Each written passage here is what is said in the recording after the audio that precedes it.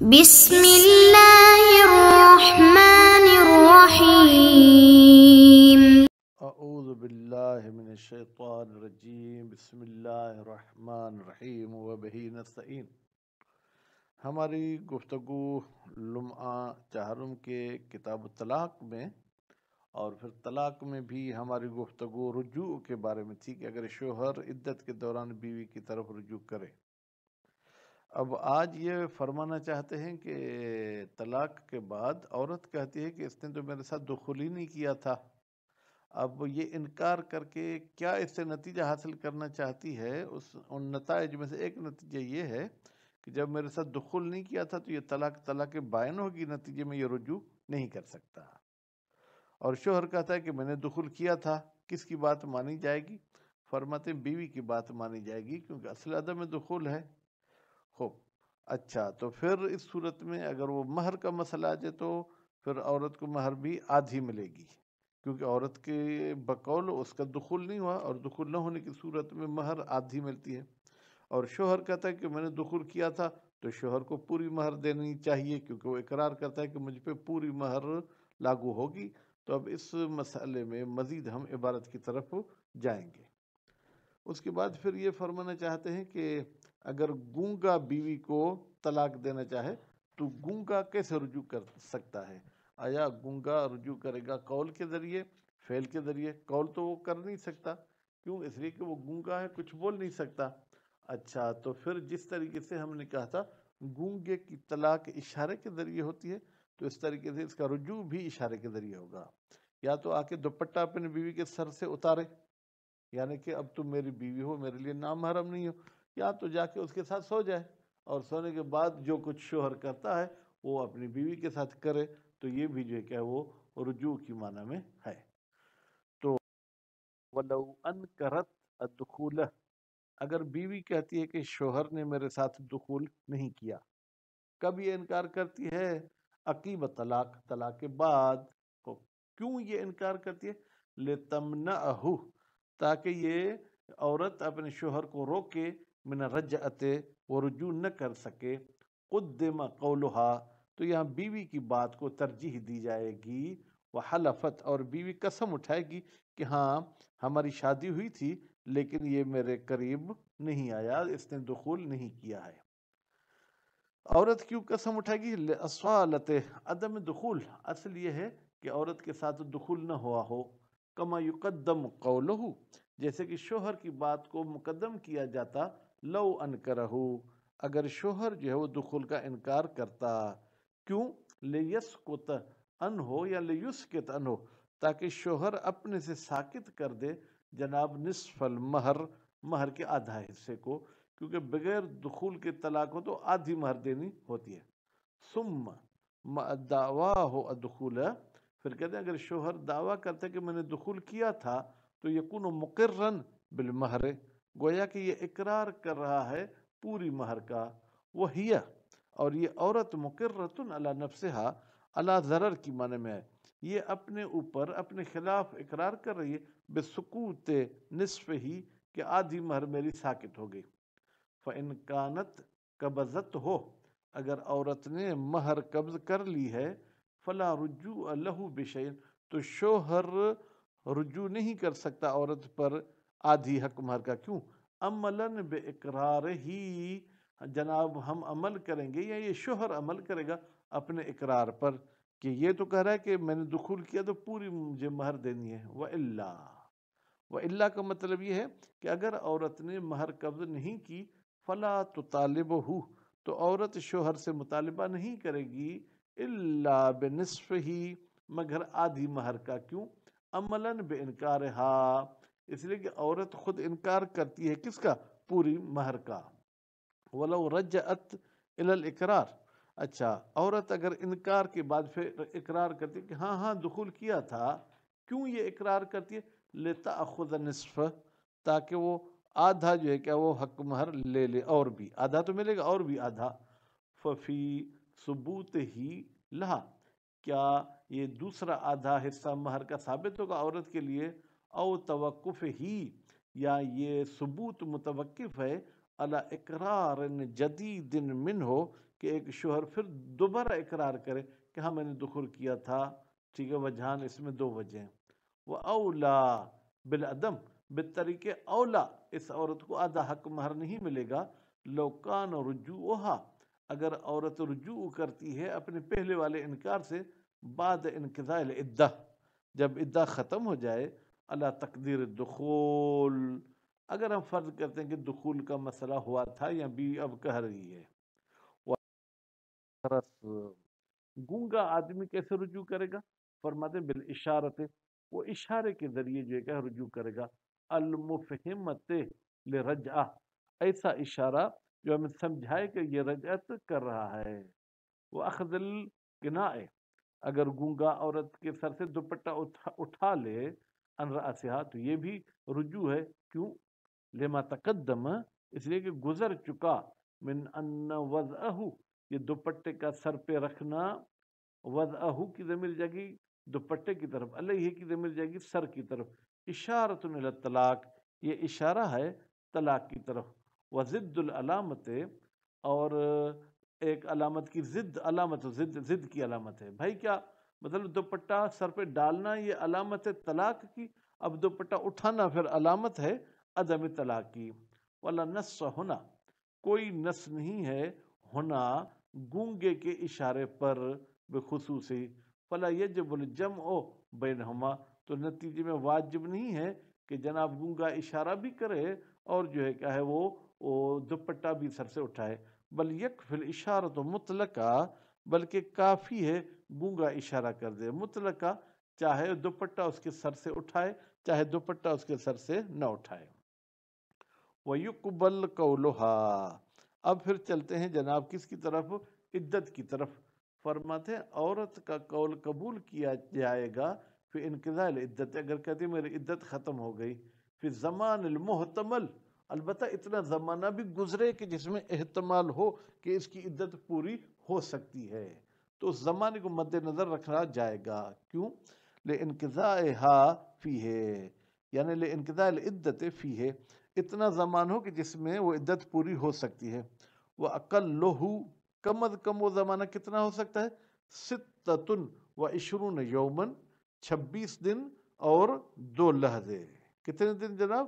26 دن اور 2 لحظوں میں کیا ہے وہ اس کی عدت پوری ہو سکتی ہے۔ ان کانت معتدۃ بالاقراء، اگر یہ عورت وہ عدہ گزار رہی تھی جو طہر کے ذریعے عدت ختم ہوتی ہے۔ وذالک، بھائی کیسے 26 دن ہوں گے؟ ذرا یہ ہمارے لیے واضح کریں۔ بأن یطلق، شوہر بیوی کو طلاق دے، وقد بقی من الطہر لحظۃ، اور طہر میں سے ایک لحظہ، یعنی طلاق دی 2 سیکنڈ کے بعد اس کو حیض آ گیا تو یہ ایک لحظہ ہو گیا۔ ثم تحیض اقل الحیض، پھر عورت کو حیض کی کم مدت والا حیض آتا ہے۔ کم مدت حیض کی کتنی دن ہے؟ 3 دن۔ ثم تطہر، پھر عورت حیض سے پاک ہوتی ہے، پھر ایک حیض سے دوسرے حیض کے بیچ میں فاصلہ کم از کم 10 دن کا ہوتا ہے، پھر 10 دن گزرے، ثم تحیض، پھر عورت کو حیض آ گیا، تو اب جو ہے جناب گویا کہ 2 طہر تو ہو گئے۔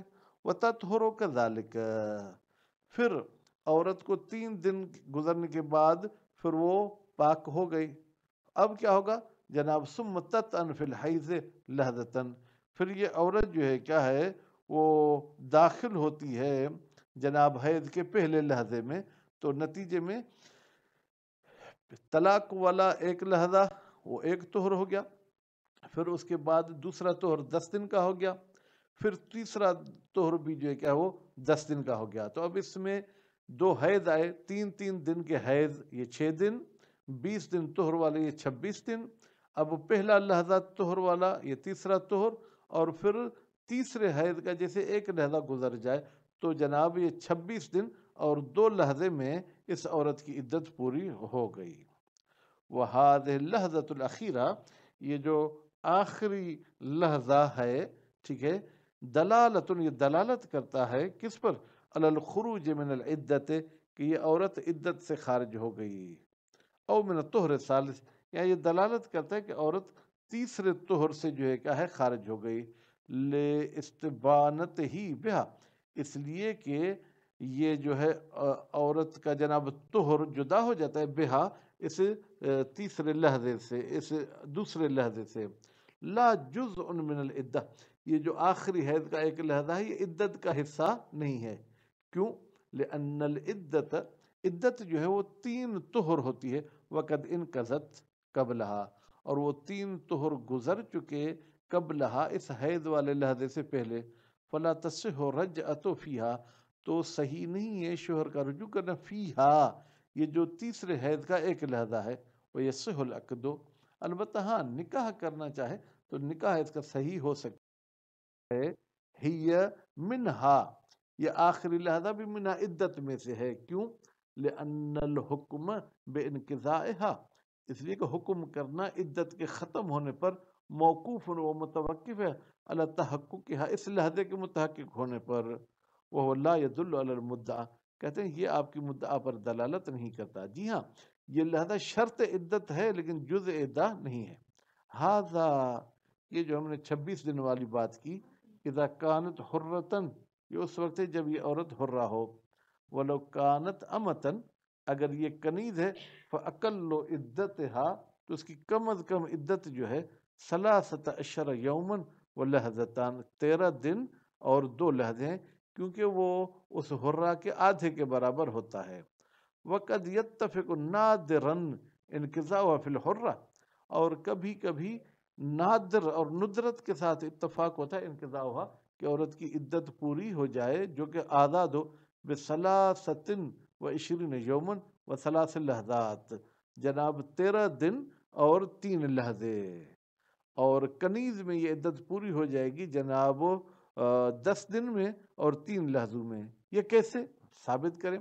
بین یطلقها بعد الوضع، جیسے ہی عورت نے بچے کو جنم دیا، شوہر نے طلاق دی، اب جنم کے ساتھ طلاق ہو گئی، وہ قبل رؤیت دم النفاس، ابھی عورت نے نفاس کا خون نہیں دیکھا تھا، یہ ایک لحظہ، ٹھیک ہے، پھر یہ عورت نفاس دیکھتی ہے ایک لحظہ، زیادہ نہیں دیکھتی ہے، دوسرا لحظہ، ثم تطہر، پھر عورت نفاس سے پاک ہو جاتی ہے، ٹھیک ہے، 10 دن تک، ثم تحیض و ثلاثت، پھر یہ 3 دن حیض بھی دیکھتی ہے، ثم تطہر، پھر جو ہے کیا ہے جناب یہ عورت پاک ہو جاتی ہے، یعنی 3 دن حیض دیکھا پھر پاک ہو گئی، ٹھیک ہے، 10 دن، ثم تر الحیض لحظہ، پھر یہ عورت جو ہے کیا ہے وہ جناب حیض ایک لحظے کے لیے دیکھتی ہے، تو نتیجے میں 10 دن اور 3 لحظے ہو گئے۔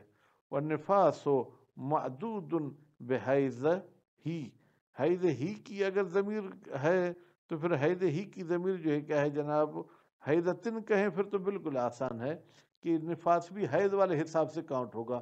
وَمِنْهُ يُعْلَمْ حُکم الامت، اسی سے جو ہے کیا ہے کنیز کا حکم بھی ہمیں معلوم ہو گیا۔ وَلَوِ ادَّعَتْ وِلَادَةً، اگر عورت دعویٰ کرتی ہے کہ مجھے بچہ پیدا ہوا تھا اور وہ بچہ بھی تام تھا، فَإِمْكَانُهُ بِسِتَّةِ أَشْهُرٍ، تو پھر اس بچے تام ہونے کا امکان 6 مہینے میں ہو سکتا ہے، وَلَحْظَتَيْن، اور اس میں 2 لحظے بھی ہوں گے، من وقت نکاح، ایک لحظہ نکاح والا اور ایک لحظہ وطی والا، وَلَحْظَةً لِلْوِلَادَةِ، چلو بھائی، اور ایک لحظہ ولادت کا، وَإِنْ اِدَّعَتْهَا بَعْدَ طلاق، لیکن اگر عورت دعویٰ کرتی ہے اس ولادت کی طلاق کے بعد، وَلَوِ ادَّعَتْ وِلَادَةً، اور اگر یہ ہے کس کی جناب ولادت کی، تو کون سی ولادت؟ کہتی ہے کہ ولادت ہوئی ہے لیکن وہ سقط ہوا ہے، یعنی بچہ ضائع ہو گیا ہے، مصورہ، لیکن بچے کی شکل بن چکی تھی، اور مضغہ یا گوشت کا ٹکڑا بن گیا تھا، اور یا خون کا لوتھڑا بن گیا تھا، او تو برا امکانو عادتن، تو ہم دیکھیں گے کہ جناب عادتن اس مدت میں یہ بچہ مصور ہو سکتا ہے، گوشت کا لوتھڑا ہو سکتا ہے، یا گوشت کا ٹکڑا کہیں، یا خون کا لوتھڑا ہو سکتا ہے۔ وَرُبَّمَا قِيلَ، اور کہا گیا ہے، إِنَّهُ 120 یومن، 120 دن میں جناب یہ بچہ مصور ہو سکتا ہے، وَلَحْظَتان، اور 2 لحظے ہوں گے، فی الاول، ٹھیک ہے، ابتدا میں نکاح کا، اور جناب دوسرا جو دخول کا تھا، وَثَمَانُونَ یومن وَلَحْظَتان، اور خون والی صورت میں، گوشت والی صورت میں جناب 80 دن اور 2 لحظے لگیں گے۔ ثانی سے مراد یہ ہے کہ خون کا جو گوشت والا لتھڑا، وہ 40 کذالک فی الثالث، اور جب خون کا لتھڑا ہو تو اس میں 40 دن اور 2 جناب لحظے ہوں گے تیسری صورت میں۔ ولا بأس بہ، اس میں کسی قسم کا کوئی اعتراض نہیں ہے۔ وظاہر روایات، کہتے ہیں روایات سے جو چیز ظاہر ہوتی ہے وہ یہ ہے انہ لا یقبل منہا غیر المعتاد، بتحقیق عورت کی بات وہ نہیں مانی جائے گی جو عادت کے خلاف ہو، الا بشہادت 4 من النساء، مگر یہ کہ 4 عورتیں گواہی دیں، المطلعات، وہ 4 عورتیں جن کو اطلاع ہو، جن کو معلومات ہو، علی باطن امرہا، اس عورت کی جو ہے کیا ہے باطنی امور پر، کہ ہاں اب یہ کس پوزیشن میں ہے، اب یہ نماز پڑھنے کے لائق ہے، نماز پڑھنے کے لائق نہیں ہے۔ فرماتے ہیں وہ قریبن، یہ روایت والی بات جو ہے کیا ہے قریب ہے کہ ہم اس کو مانیں، کیوں؟ عملاً بالاصل، ہم عمل کرتے ہیں جناب کس پر؟ اصل پر، کہ اصل یہ ہے کہ زمان متعارف کو مد نظر رکھا جائے گا، وہ ظاہر، اور ظاہر بھی یہی کہتا ہے کہ زمانے کو مد نظر رکھا جائے گا، وہ استصحاباً لحکم العدہ، اور ہم استصحاب کریں گے کہ عورت کہتی عدت ختم ہو گئی، ہم کہیں گے نہیں ابھی بھی عدت باقی ہے، ولی امکان اقامتها البینۃ علیہ، اور دوسری بات یہ کہ عورت کے لیے ممکن ہے اگر عدت ختم کرتی تو کوئی بینہ قائم کرے اس مسئلے پر، 4 عورتوں کو کہے یہ دیکھو یہ میرے پیٹ سے بچہ ابھی ضائع ہو گیا ہے۔ ووجہ المشہور، کہتے ہیں مشہور کی وجہ، مشہور کیا تھا کہ بھائی گواہی ہوگی تو پھر اس کی بات مانی جائے گی، ان النساء مؤتمنات، یا ہم یوں کہیں کہ مشہور یہ تھا کہ عورت کی جو ہے کہ بات مانی جائے گی۔ کیوں عورت کی بات مانی جائے گی؟ کہتے ہیں عورتیں جو ہے کیا ہے جناب وہ امین ہوتی ہیں اپنے رحم پر، ولا یعرف، اور ان کے رحم کی بات معلوم نہیں ہوگی، الا من جہتہن غالباً، مگر یہ کہ وہ خود ہمیں بتائیں کہ ان کی کیا پوزیشن ہے۔ وہ اقامت البینہ، باقی آپ نے جو کہا کہ شاہد یہ قائم کرے، کہتے ہیں اسرۃ علی ذالک، اس میں بھی مشکل ہے کہ عورت گواہ ڈھونڈتی پھرے عام طور پر۔ وروى زرارہ فی الحسن، اور روایت کی ہے جناب زرارہ صاحب نے، وہ روایت بھی حسنہ ہے، ان الباقر علیہ السلام، امام محمد باقر علیہ السلام سے، قال العدۃ والحیض للنساء، کا عدت میں بھی عورتوں کی بات مانی جائے گی کیونکہ عورتوں کی مسئلہ ہے، اور حیض میں بھی عورتوں کی بات مانی جائے گی کیونکہ عورتوں کا مسئلہ ہے۔ اذا ادعت، جب وہ عورت دعویٰ کرتی ہے، صدقت، تو اس کی تصدیق کی جائے گی۔ والاقوى قول المشہور، جناب اقویٰ وہی مشہور کا قول ہے کہ عورتوں کی بات مانی جائے گی، اس میں کسی گواہ وغیرہ کی ضرورت نہیں ہے۔ وصلی اللہ علی محمد و آل محمد۔